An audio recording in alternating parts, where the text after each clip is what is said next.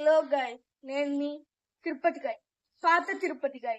ఇప్పుడు వచ్చేసి నేను కొత్త ఛానల్ పెట్టా. పైన నా పేరు డిస్ప్లే అవుతుంది. ఈ వీడియో మొత్తం డిస్ప్లే అవుతుంది.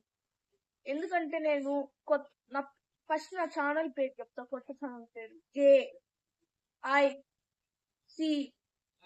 JICKS 4 O's అన్నమాట.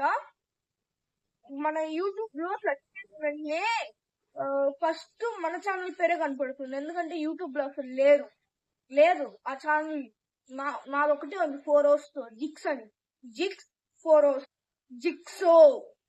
ఓకే, ఎందుకు నా పాత ఛానల్ ఆపేసాను? చాలా మంది కామెంట్స్ చేస్తూ ఉన్నారు.